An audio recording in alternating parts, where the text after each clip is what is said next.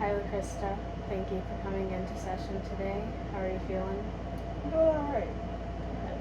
Good. So typically for an intake session, I like to start by just explaining to you what you can expect out of counseling. We'll talk about confidentiality and just see if you have any questions at any point in this.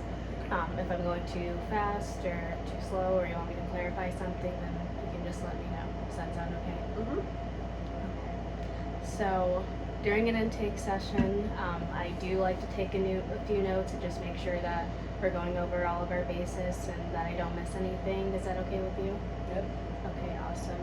I also want to let you know that I am a counselor in training, so I do have a supervisor that I'll report to, and we kind of just, she gives me feedback on what we talk about in session, but that's the only other person that I'll talk about whatever we discuss here outside of a few other exceptions that we'll talk about later. Does that make sense? Okay. Also, I'll ask, is it okay that I record this session for that same supervisor to go back over? Thank you for that.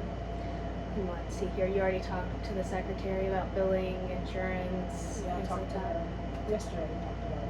She called me. Okay, awesome. So also for the duration of our sessions, we'll talk about that a little bit more once we get into more of your goals, concern areas. Typically, every session is going to be about 60 minutes.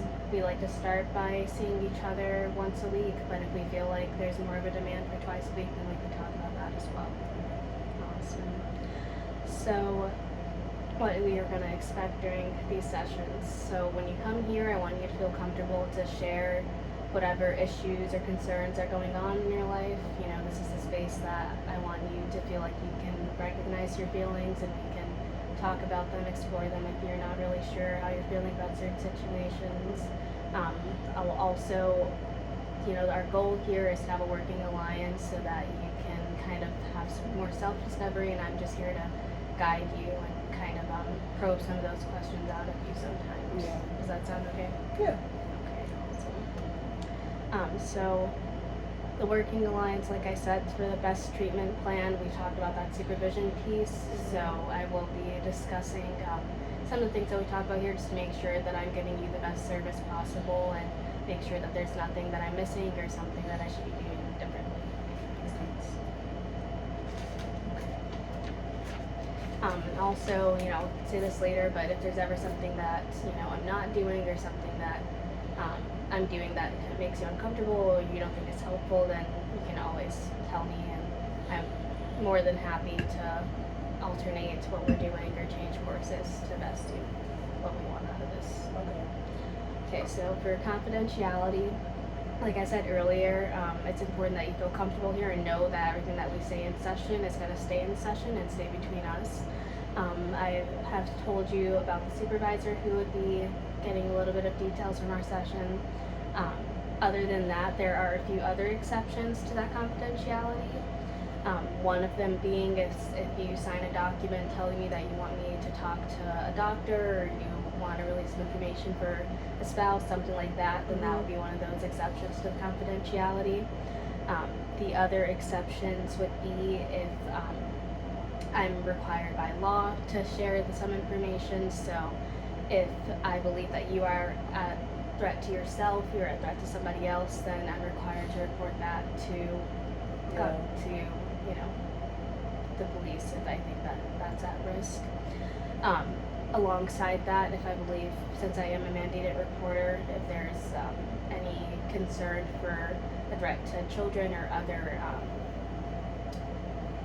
unprotected entities, then that is also a time where I would have to violate that confidentiality. Okay, any questions so far? So the only other time that we haven't talked about that confidentiality would be if I'm subpoenaed by a judge and they need some of our notes, then I would only share whatever notes are relevant to that case. It wouldn't just be everything we've ever discussed, but whatever is going to be helpful for them in that situation. Okay. Do you have any questions so far? Okay, awesome. That makes sense. Okay, good. So now we'll just kind of talk a little bit more about you. I want to get to know you. What's bringing you into counseling? Just anything that you think is relevant to share. Definitely had some pretty intense anxiety. It comes and goes, but when it comes, it like sits for a while, at least so a lot of dissociation throughout kind of the month. I kind of feel like I lose time a little bit. So I started therapy, just looking for a way to ground myself and coping mechanisms for my anxiety. It's been something that I've dealt with for as long as I can remember. I think a lot of the ways that I coped as a teenager was just disassociation. I can't tell you what went on from the ages of 12 to 19. I was just not very present at all. So I just don't want it to become such a big issue in my life to where I can't do anything and I just freeze and just kind of stuck. Oh, yeah. So, yeah. So I'm hearing that you've been dealing with some anxiety kind of off and on since you were an adolescent. You said 12, 15. You don't have much memory from that. Yeah. Okay. Was there, to your memory, any event that kind of you feel may have triggered this loss of memory or something that, Well, growing up, when I was a kid, actually, my relationship with my mother was very turbulent and we never stayed in one place for too long, so I always felt as if the rug was getting ripped from under me. yeah. Was always on the move, always on the move. And then around the time I became that adolescent age, I had to start taking care of myself. And it was a lot of like, getting myself to school, feeding myself and teaching myself a lot of like what girls would learn from their mother. And, a lot of that is because my mom was in school, but sometimes she would be in relationships and they take up a lot of her attention as well. So I think that going from jumping all over the country, essentially, moving to Arizona, moving all around Southeast Michigan, moving to West Michigan, and then when we finally did settle down, being responsible for myself in such a big way, it's like, I don't know, I never felt like I got to be a kid, so I have developed this like almost motherly like worry when it comes to myself. And so I guess I kind of see why it developed looking back at it now, but it just makes me sad, I guess, because it's like I'm 25 now and like I don't want to be so worried all the time. I feel like at some point the worry just kind of got to dissipate. Oh, it sounds like, Sorry. it's okay. No, I want you to not have to apologize when you are feeling emotional about anything during these sessions.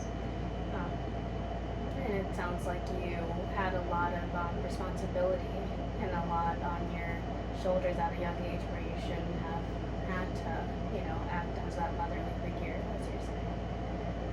And have you seen that kind of manifest any other ways in your life? I know that you said kind of with loss of memory, a lot of anxiety.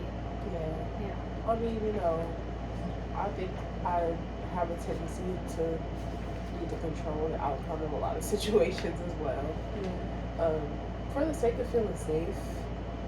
And when you are kind of your own parent for a little while, in a lot of ways, you do feel the need to control a lot of things because for a while you were in control of how things went. So I think now that I have more people in my life who I feel like I can rely on, I have to let go of a lot of control and kind of like trust them and trust that they'll be there for me the way that I need. But it's hard to do. It's hard to let people in and let people get close to me. But like, I don't want to feel so isolated forever. Yeah, no. So it sounds like you're also juggling, shifting from having all the control and having all the responsibility being on you to trying to open up to others and give them more autonomy to support you. It sounds like. Would you say that's accurate? Yeah. Okay. In that same vein, would you say that you're happy or grateful to have that new kind of support system? It sounds like there's still some jagged edges of letting that seep into your life and become more normalized than the neglect that it sounds like you're experiencing? I am happy. At first, I was very hesitant and resistant because once you get into the routine of doing things by yourself, it's kind of like, okay, this is just what my life is. And then, but I realized that like I couldn't do it all on my own. I think over the last couple of years, I was like, okay, I actually do want a lot more for myself, and there's no way I can do it all, with just me. Yeah. So I'm happy now, but I think it doesn't come without like fear, and I still feel a lot of resistance. I'm not gonna lie, but I'm taking my time. But there are other times where it feels like that loss of control is like brushed, and it's like I have no sense of like being able to slow it down. Like I recently just got into a relationship with someone, and it's been really great, but I wasn't expecting him to be as great as he is, and so I can't help but to want to get close to him, but like that resistance is like finding every reason not to. So I have been taking my time, and he's been very patient with me, and I have expressed this to him. But every day I wake up and it's actually getting a lot easier to deal with now. But at first it was like someone was like shooting me in the head every time I woke up, and it was just very intense. There was a lot of feelings that came with it, and a lot of back and forth. Like I'm really into him, or I need to push him away, and I honestly don't want that to be what it's like while we date for however long we're together, because that'll be so uncomfortable for me, and I don't think it'll be something that goes away overnight. But there's good days and there's bad days, right? So I guess we'll see. But that's one example of how that has been an issue. Yeah, it sounds like you're at war with yourself, with wanting to relinquish some control, like you were saying, and accept this new person and this new role into your life of, being a girlfriend, and trying to give him space to show up for you, and kind of accepting that support from him. Yeah, it sounds like you're also experiencing some overwhelming feelings, maybe, of surrendering in a way yourself in that way. Okay. Definitely the surrender part. And like I have the dialogue where I tell myself, like, if I just let go, it'll be so much easier to deal with. Like, all this overwhelm and all this need for control that I hold on to makes it feel so much heavier than what it is. And those days where I'm just allowing myself to kind of fall into it, it feels so easy and natural. But why is that so hard for me? Like, why can't those days be more common? They're like we were saying, it's like you grow up being in control and like raising yourself and kind of having such a strong grip on everything that it's like hard to not be that way anymore. Yeah. So It sounds like this is something that you've been grappling with for a while, of releasing that control, but also not feeling like it's rushed, feeling like it's coming naturally to you to just give that person some space. So I'll ask, what do you think it was that made you decide to make the appointment to come in and get a little bit more assistance with this? Well, I have people in my life where I think our experiences are similar, and we're around the same age, and they didn't get the help, and I see how it has negatively affected them in their relationships and their lifestyle. And despite like going through so much, and sometimes I can be really hard on myself, I really want the best for me. Like I want to live a very regulated, peaceful, and successful life. And like I can't do it all on my own. So therapy is a great way to kind of get that help when it comes to reflecting and just being more in tune with myself. So that's why, because I want to be more in tune with myself for just thinking my future, what I want to create. And around this age is when a lot of that childhood stuff starts to really show face, because now we're making a lot of adult moves, and it's going to be hard to do with a non-regulated nervous system and just unhealthy coping mechanisms. So this is like a good time to learn that stuff, and I mean I have access to the healthcare, so I might as well. Yeah, hearing, for one, it's really great how self-aware that you are. You know, you seem to understand how some of these past experiences are affecting and can affect you in your future, and using your resources to get that extra support, especially if it's seems like it's something that's starting to impact you in your day-to-day life. It's really great that you are reaching out and taking advantage of those resources. Especially someone your age, it's great to get ahead of things. It sounds like is what you are seeking before things can get worse. Yeah. Would you mind talking a little bit more about that, the side that you're wanting to avoid, you know, with Like the people in my life, or yeah. So what? Tell me a little bit more about what. well, I have a friend who is just not doing well, and I've known her for a while, and I guess I didn't get close to her until the last couple of years, but she's just, I'm really nervous for her, really, like in like a, I don't like when she's by herself, you know, that type of way. And I've been there, you know, I've been there, and I got out of it, but not without help. And I love her, but like she is someone who has a hard time accepting help or even asking for it. And I do want to help her. I do. But like, I don't feel as if we are close enough for me to like tell her that I see what I see. And that like I've been there, and I'm just scared for her. But I think that before I can like come to her about these issues, you know what I'm saying? I have to like address them within myself, so I'm not sounding like a hypocrite. But yeah, I do worry about her a lot. I worry about everybody in my life, really, and I'm always like hoping everyone is comfortable around me and is feeling safe within themselves around me. And so to know that like,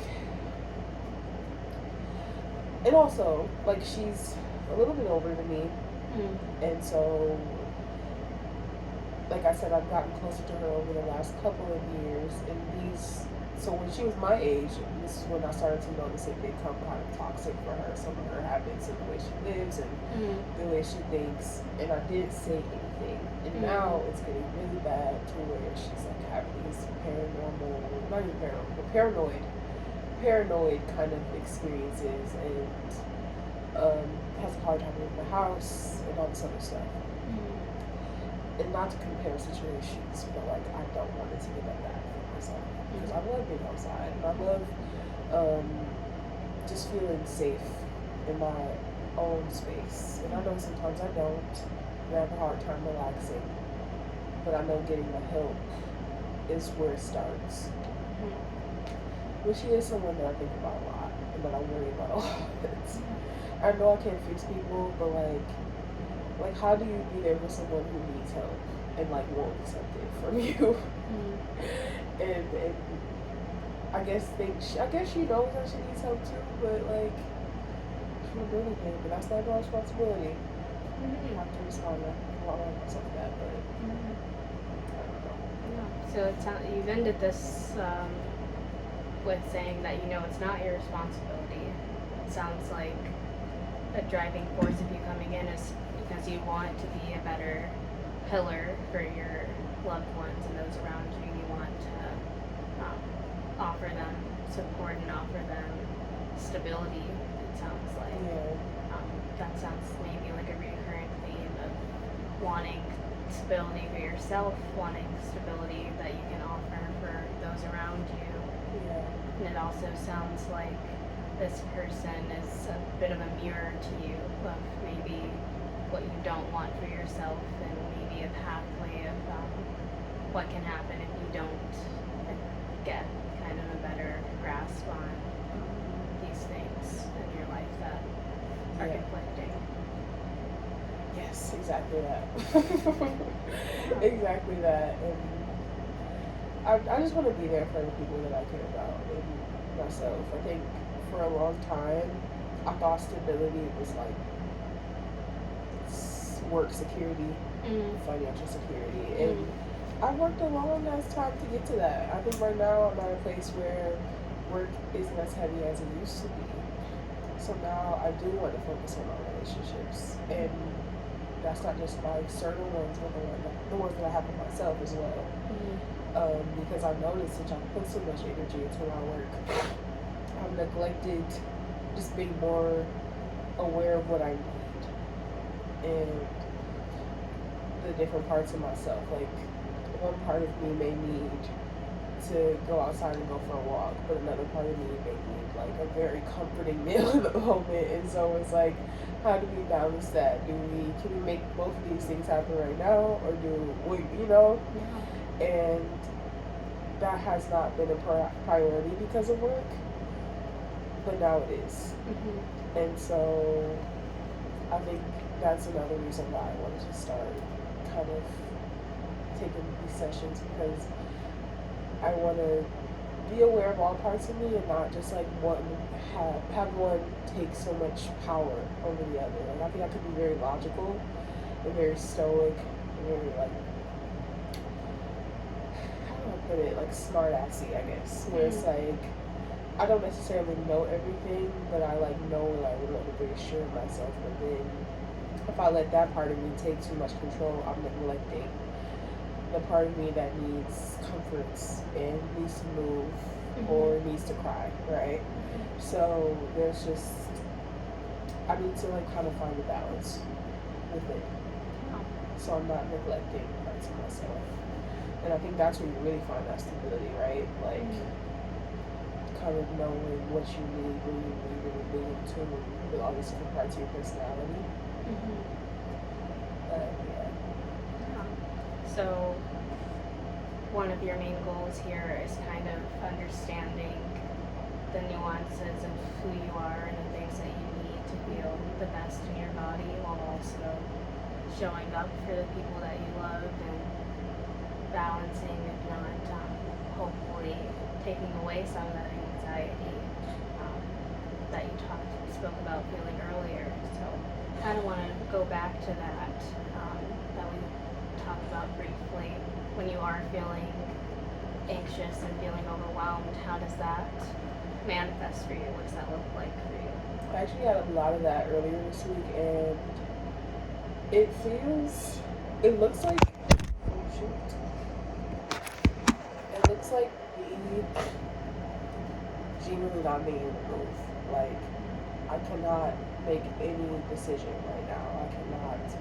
I'm not aware of what it is my body is needing from me in order for me to feel calm and to calm down.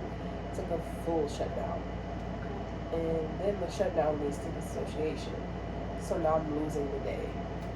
And I'm like forgetting things. I'm misplacing things. My room is getting messy. And then now I'm feeling bad about myself. So that leads to some sort of feelings of depression. And it's just kind of like a cycle of that. And it's episodic.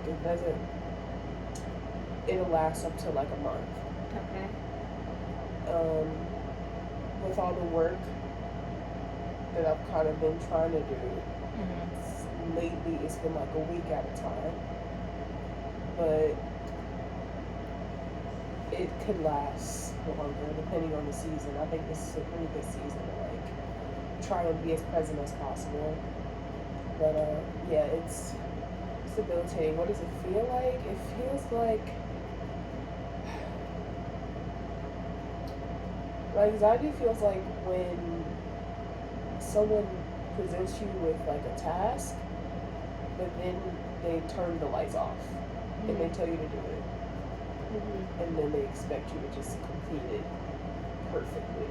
Okay. And it's like, I can't see anything. I don't know where anything is. My senses are like negatively affected in this moment. Mm-hmm. And yeah, so that's what it feels like. It's like trying to get something, trying to do something with like, there's a really big part of what you need to like, what you need to function being taken away from you. Mm-hmm. So that's what it feels like. Okay, so when you're having these episodes, as you call them, of anxiety, that's a really interesting way of describing it, that you feel that someone's kind of taking away one of your key senses to be productive. Mm-hmm. Are you that force? Do you feel that is demanding this sort of, it sounds like, perfection out of you, while also being blinded and meeting these goals, but are still feeling something kind of preventing you or being an obstacle to get there?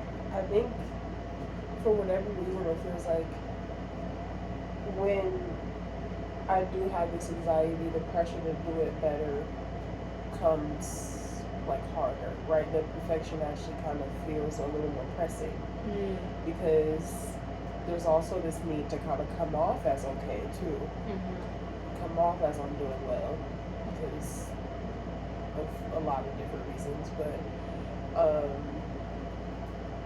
when I am having this anxiety, yes, I do feel like the perfection actually hits a little bit more. Because it's like, you aren't in a place where you can do this well, but I still want you to look like you're doing it well. So yeah, it's way more intense actually, and that adds to it.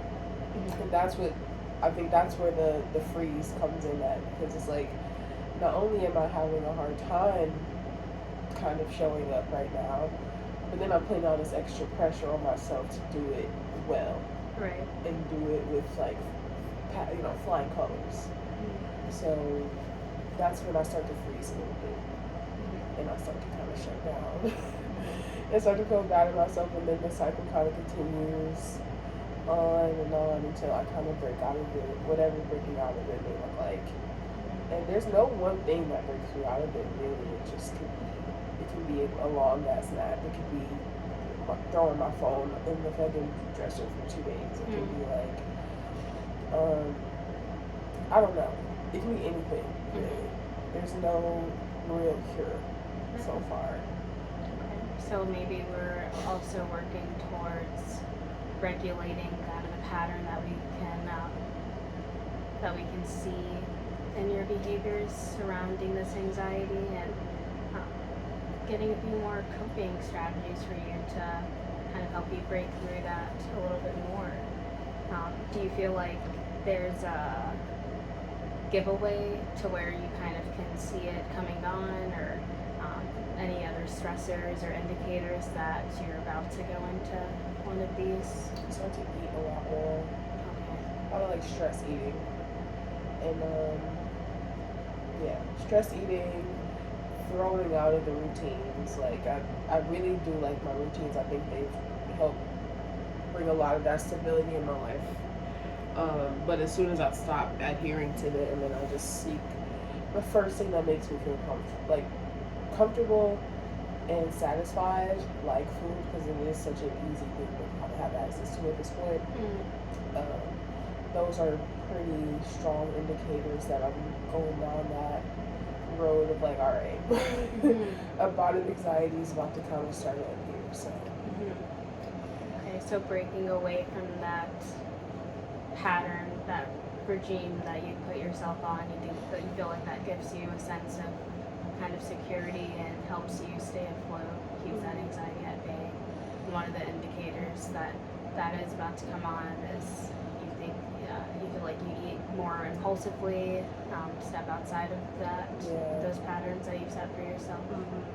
Eating more, not even thinking about what I'm eating, not mindful about what I'm consuming, and then I have a lot of like food aversion, not food aversions, but like food intolerances. So like gluten, I have an intolerance to dairy and some oils too.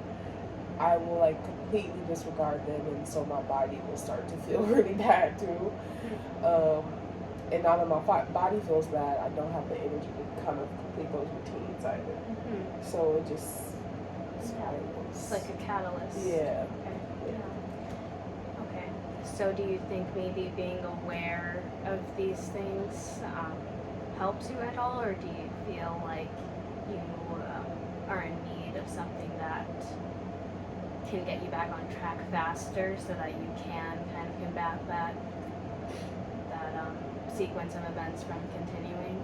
I think I am aware of it now that we're like talking about it, but sometimes it sneaks up on me. Like I said, it feels like someone throwing a blanket over my head, so I don't even see it happening sometimes, or it's just like a blind kind of like the dissociation of it all, right? Like I'm not realizing that this stuff is going on. I'm kind of detached from my body. So it's taking a while to notice that it's happening. It's kind of someone's throwing a blanket over, and you're just trying to understand why that is suddenly harder to do whatever your daily activities are. Okay. And would you say that that's true? It's kind of the smaller things that are harder as well? Like, Yes. Okay. Yes. Definitely the smaller things. The bigger things, if they're obligatory, like work, and maybe I like say I hang out with a friend, it's just because I feel such a strong dedication and obligation to these things. I usually do show up for them, but it is coming from a place of like, I am barely here. Like I am barely present in this moment, but like I did say I was going to do these things. But it is a smaller stuff that tends to fall by the wayside. And then, like I said, when I was younger and the stuff was really, really bad, it would turn into eating like crap for days, not showering for days, not leaving the house for days. This time around, I mean, it kind of still looks like that, but like, I think I'm able to put those boundaries up a little bit more. But I do feel nervous about like, I'm starting school soon. And school is such a big fucking responsibility. Sorry. But you can say whatever you'd like to. it's just like I don't know. I don't want it to become the reason why I'm out of like $10,000, right? Like that's it's scary really to think about, because I know how I can get. So I was just like that a few months ago where it was really bad. So you know, a rough week where there's everything piling up, and I don't have the energy to do those obligatory things, and I'm calling off work, and I'm like canceling with friends. School's definitely going to be one of those things that kind of like gets kind of tossed to the side. So this is where we start, I guess. So on top of these commitments that were already, it seems like maybe triggering you to go into one of these episodes. We're introducing a new potential stressor of school. Okay. And you talked about before that you feel this responsibility that you're putting on yourself to be the best friend that you can be. It sounds like maybe that's also getting in the way. Would you say that it's getting in the way of you being able to take care of yourself when you're in one of these episodes, the demand to kind of show up for your friends? Yeah, not even just like the best friend, the best at a lot of what I'm doing right now. Like the best in my work, and like feel like I'm constantly kind of like pushing the milestone there. And when school comes around, I'm gonna feel the need to be the best at that. There's like, I try to be and do the best in a lot, and that pressure does intensify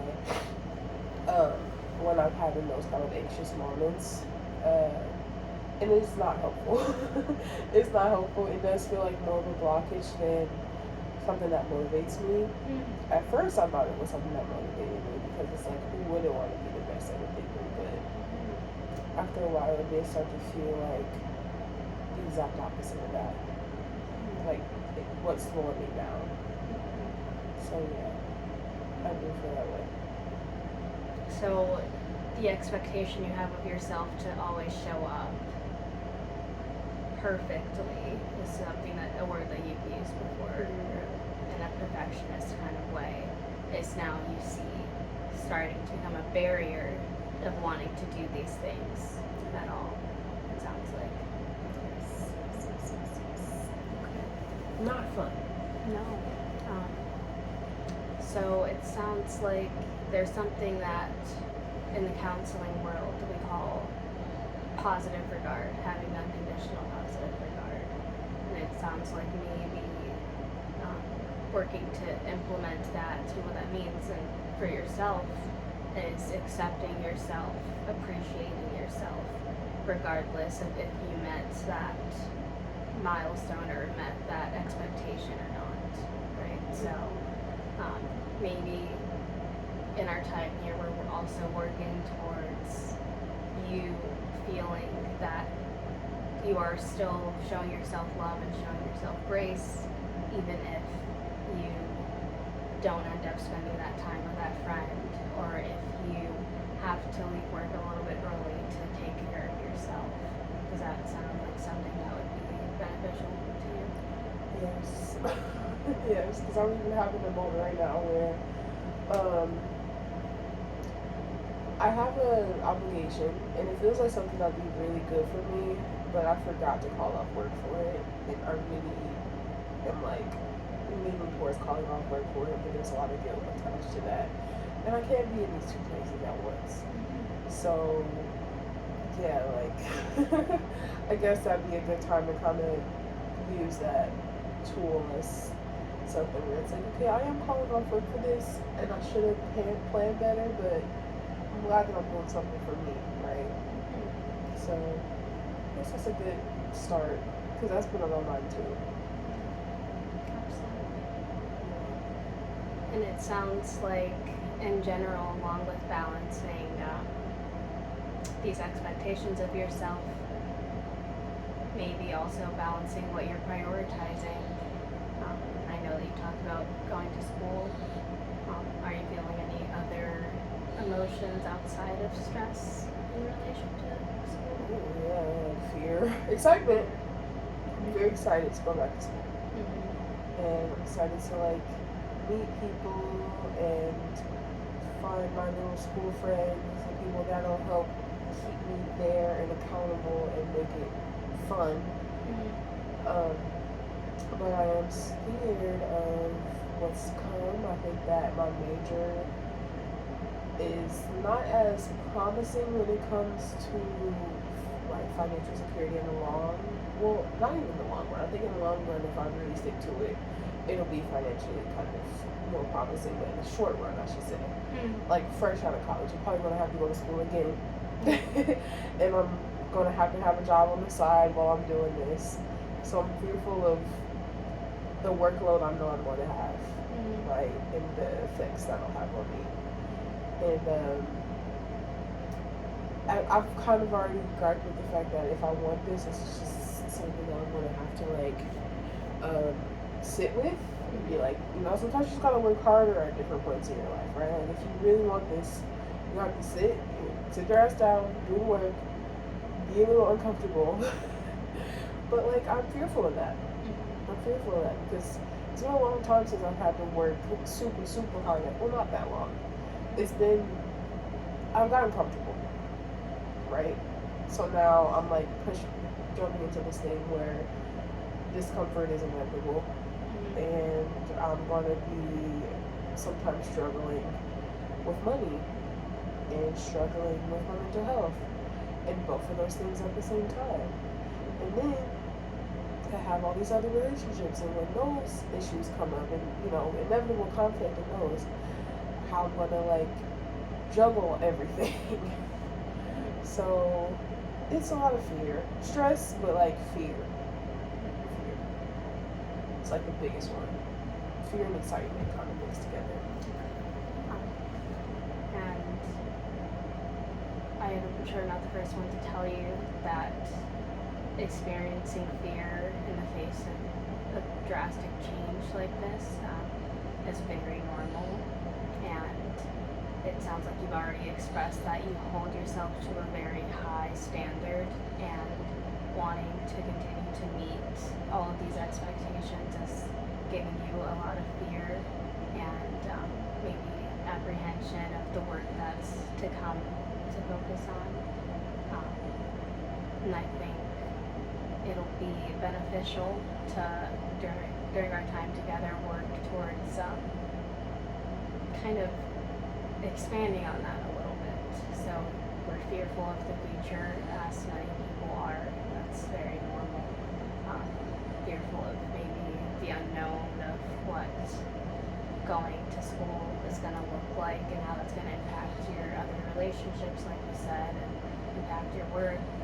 And one of our goals maybe would be is making sure your mental health is not one of those on that side that's being impaired. I think remembering that you're yourself, that's what we have to fall back on. Your mental health is what you have to fall back on. So prioritizing what we can do to be preventative of having one of those spirals. Does that sound okay? Yeah. And is there, feel like there's anything else that we haven't touched on that you think would be important for us to kind of go over? Not right now. I think I'm in a good space right now. I'm not doing terribly. I do feel a lot of fear as the school year starts to get closer, fear, anxiety, and a little resistance towards getting everything done. But like you said, it's normal to feel that way. But no, I'm doing okay. I've taken the time to relax. So I feel here, at least, which is most important. I may not feel all the way like back to myself, but I at least feel like, okay, I'm in this room right now, I'm like talking to you. So, yeah. Okay, great. I think we covered a lot of good bases here. It sounds like moving forward, we want to make sure that we're paying a lot of attention to anxiety and how that's impacting you. I think it would be beneficial for our next session to kind of talk about and defining those triggers again of what we can kind of look out for to know that it's oncoming, and maybe mitigating some of those stressors by doing what we spoke about earlier. So prioritizing what's going to be the best and most the healthiest for you and your mental health, so you can show up in these different domains that are also very valuable to you. Do my best. And make sure that we know that doing our best sometimes is all that we have, Yeah. and that's still worth something.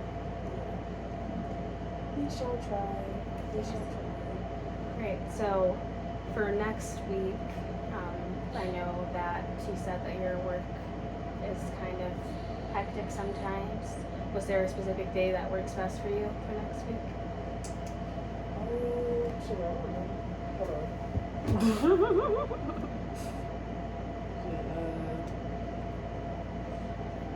I don't even know.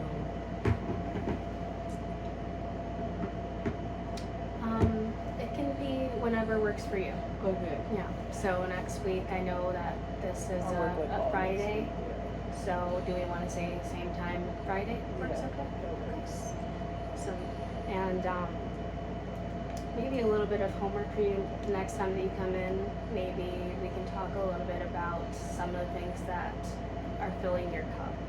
Not necessarily that are for the benefit of anybody else, but just something that is bringing you joy, so that we can maybe input those things around those other demands that you have in your life to make sure that you're still focusing on your health and your wellness. Yes. We can do that. already list. Okay, sounds good. Any other questions or concerns that No. we think I we think I'm okay. This was a good session. I'm glad you feel that. Well, thank you for coming in. Yeah. We only got to 45. Is that okay? That's